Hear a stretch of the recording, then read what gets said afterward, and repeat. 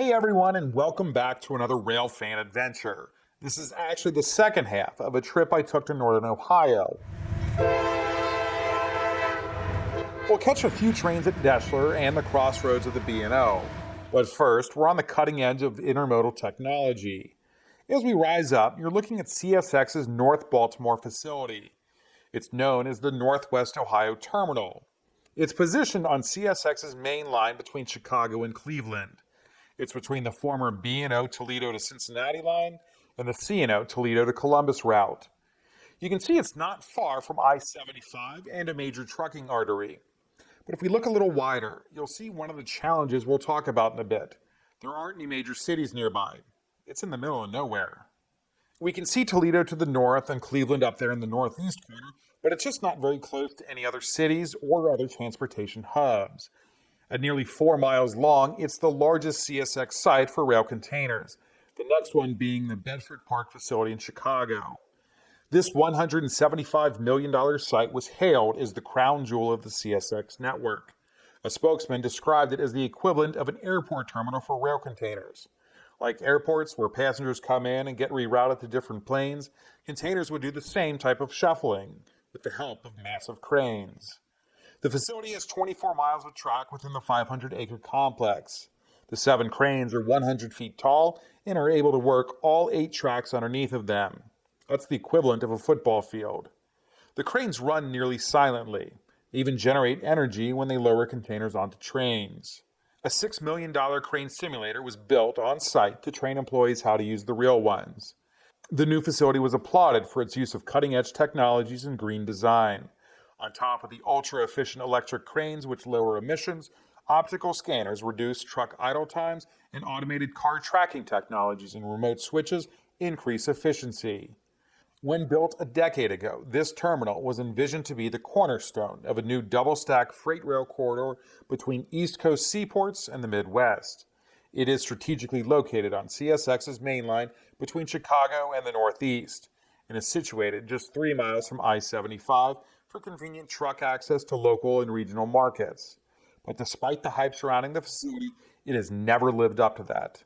That's because selling shippers on North Baltimore has always been a challenge. After all, it's twice the distance to Detroit as Norfolk Southern's Toledo facility. And there are also CSX and Norfolk Southern options to haul containers directly into Cincinnati, Cleveland, Columbus, Louisville, and Pittsburgh. In fact, CSX had to actually scale back the operations here at the terminal. It was supposed to support the company's hub and spoke model by taking containers in and sorting them onto outgoing trains. But as most of you know, that doesn't work under precision scheduled railroading. In 2018, though, CSX did sign an agreement with Burlington Northern Santa Fe to operate a rail corridor between the West Coast and the Ohio Valley region. 291 North Baltimore, over. Go ahead. Right down AB. CSX T4296, operator A is down. CSX T4296, operator A is down. CSX T4296, operator A is down. CSX T4296, operator B is down. CSX T4296, operator B is down. CSX T4296, operator B is down. Man down. Right, copy that. Are you a key train, over? Not a key train, 30 to the next detector, over. Train 3 to office. CPR 181, Snyder 193350. You want to think that locked up. Train 3 to Hoffer. Go ahead. Hey Greg, can you come down here to 181 and lock the box for me, please? There. 21Z, over. You know, they are having an outage. You guys are okay to proceed without PTC. And then they said when you get to the next stop or stops, you can try to log back. Roger. You guys are okay with. Same goes for 67E, same goes for 68F. So far 11N, over. Nothing in front of you, no meets, all the way to your destination, looks like. Yeah, they like a status pad here, momentarily. That's for 21Z, but yeah, start pumping him up there. He's on the move. Come back, Scoot. Yeah, go. What would about the farthest west stack be that you could get to? Bethany thought 80, but I wasn't sure. All of the few Schneider empties that we have are within reach. I was just double checking on that. They're the ones that's in the 82. 82 and 88, I think. Yeah, I can reach 82. Copy, thank you. MTO Yardmaster. Yes. Here. Going off. Don't let anybody run over me, over. Say that again, you're where? Between 4, 5, and 6? 4, 5, and 6 on the east right here by the EOT rack. Just giving you information where I am. I might be running around crazy killing wasps. Over. Okay, Roger. I'll be sure to keep a lookout for you. CSX dispatcher, Q16924, locomotive 7008. Over. 1008. East Fleet 1, talk to the yard. Over. Roger, Roger, East Fleet 1. CSX dispatcher.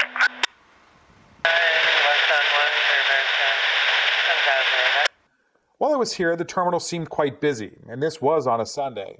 It's incredible to see those massive cranes working. Other than beeping when the cranes are moving, the facility was actually fairly quiet. Although I will say there's not much to see from the ground due to a large berm around the property, but I am happy I stopped by and checked it out. We'll pack up and head west to Crossroads Park in Deshler. This is known as the Crossroads of the B&O. This is where the Toledo line crosses the B&O east-west double-track main line, which runs between Cleveland and Chicago. East of the Diamond is the Willard subdivision, which runs through Fostoria. West of the Diamond is the Garrett subdivision to Auburn, Ohio. The Toledo line runs from Perrysburg to Cincinnati through Lima and Dayton. The main line is by far the busier of the two. Everything that comes from the east or continues east from the west will go through the North Baltimore facility. The park was the vision and creation of local Railfans. Across the tracks from the park is the former Deshler train depot. Sadly, it's been empty for years and has a huge hole in it from a coal hopper crashing into it after a train derailment. The building, well, it's just too historical to demolish, but too costly to repair at the moment. Catty corner from the park, we find the Deshler Tower. It hasn't been used as a control tower for more than 30 years, but it is still used as a maintenance of way building. The area still has some color position lights standing too. We're in luck, as we'll see 2 northbound trains on the Toledo sub, plus a 3rd westbound on the main line. I saw this dwarf signal when I first pulled in and thought it was indicating a stop signal, which it is now. But as we zoom in super tight from the drone, we can actually see it's yellow and indicating a movement to proceed. North and the west siding, slow approach, Deshler Dam, Q350 out. Q350 starts in the Queensgate Yard in Cincinnati and heads north to Deshler before turning west to go to Bar Yard in Chicago.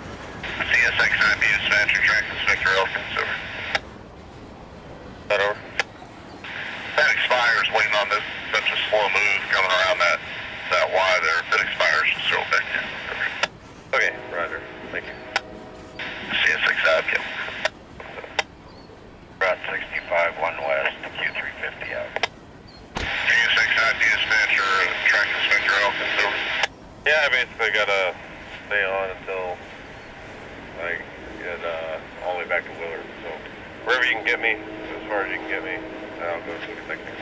All right, where you want me to? How far you want me going to? 169, okay, time.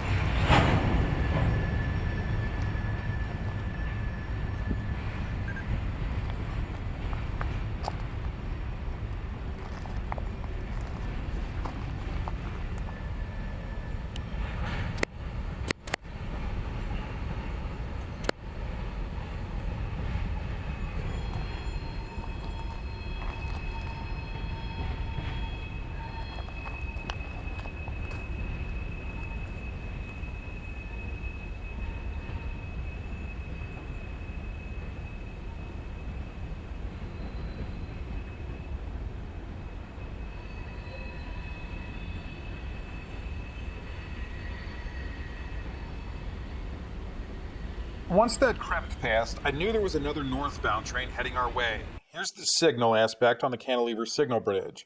This one has an approach and must wait before crossing the diamond. I always enjoy seeing these color position light signals, especially when they're lit up with anything other than red. I waited around for a bit, but wasn't sure how long it would be until the train would get here, and I nearly gave up.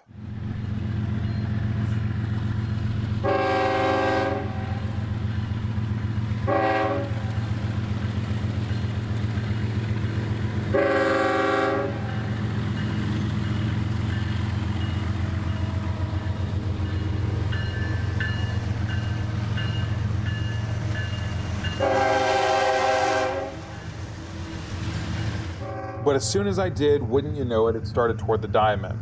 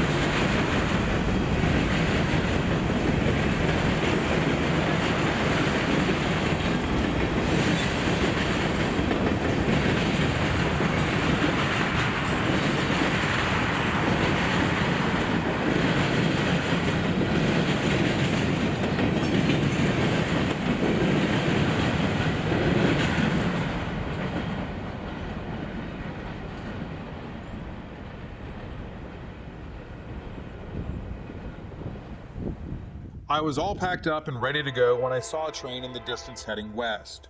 I did my best to get set up. We're looking at Q169. 169, westbound clear east and west Deshler, 260 locomotive 7008 out.